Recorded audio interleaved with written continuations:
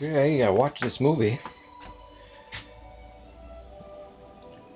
and I'd never seen it before. Some people said he was smart, but he seemed like a simpleton kind of character. The actress in there is extremely gorgeous to me. It's one of the things I want to say. The other thing is that it is a realistic apocalypse type movie in the sense that, reestablishing communications in this way would be, well, a threat to dominant warlords, but also one way to reestablish faith in the concept of maybe restarting some sort of proto civilization. And but because they still have guns, it would be another one that fails. Guns and not a value for intelligence, for example. It's a value for dying for the landlord, the warlord, and the landlords. Same thing. And but why did I find that actress or character so attractive? Well, the actress is attractive. She's petite in a kind of way that for me is, whew, and also beautiful eyes, mouth, nose, and just beautiful face.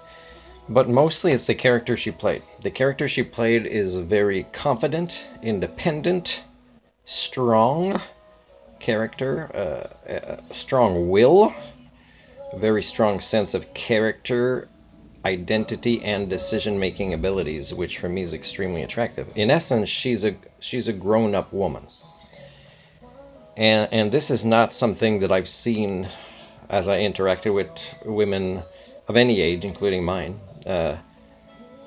Most places in Canada I've been pretty much, and countries around the world. So I haven't met a woman that is grown up and the way she is, such as the character traits I described from this actress. And it doesn't hurt, she's gorgeous. And I don't think there's anything she did that I didn't respect. Like, I understood at the beginning about why, she wanted to have a thing with the Kevin Costner character. I understand that. I don't know if I would have done that if I were him, although, she was not forceful in the way she did it. But she did present the opportunities that, most men would not refuse. And part of it is that he met her husband. And she did admit later on, don't want to give too much away, that she really loved and respected her husband that passed away. And then when she reconnected with him, I don't want to give too much away, but in a way she also was a very complex creature in the way she understood and manifested and incorporated the concept of love in her life. And she wasn't weird. She was what would be an Homo sapien woman. So for me, it's like, oh man, I'd love to meet somebody like that. And even though I'd be super happy to be in the woods in a cottage, even through a difficult winter with somebody like that, I would prioritize not wanting to lose somebody like that. That means I'd get off my bum and say if she wants to go there or there or there to live, I would. And it again talks about when I traveled in different countries of the world. And a big part of the three motivations for me doing so is, and they're not in any particular order, but I'm going to give it to you in this way, that finding love, because it's always been important to me. I'm a hopeless romantic.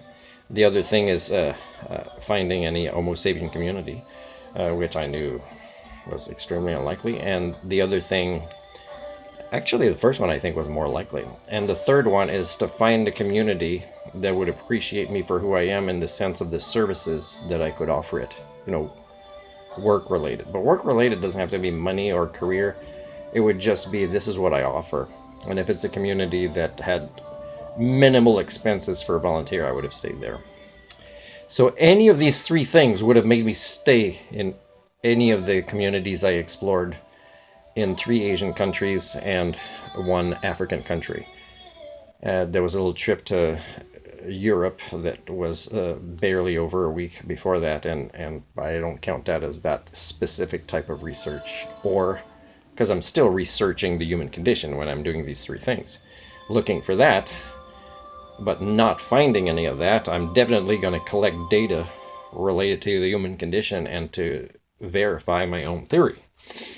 So, is my theory applicable species-wide cultures all around the world wide? And yes, it is. So man, I tell you, it makes me want sometimes to contact actresses and see, just to find out after a long time after, is she like that? I still am watching The Wonder Years. Didn't start, I think, season 3 yet, and Canada Post. And but there's an actress in there that there's footage after these DVDs where they're grown ups and they talk, and she seems awesome still.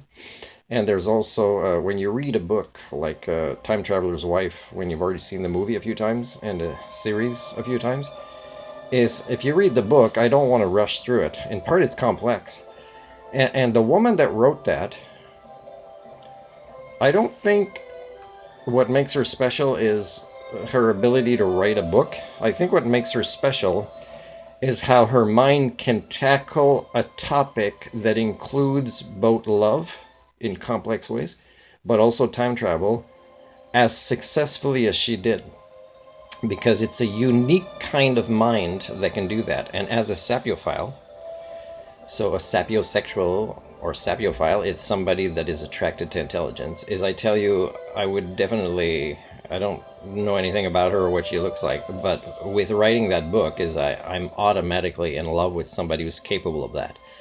Not necessarily because there's romance included or love, but also just the way that topic was taken on, time travel, in such a complex way. And I don't think it's what she would have struggled with the most. That's the sense I get so far. Is it makes her definitely somebody that has a variety of human thinking tools, which is extremely attractive.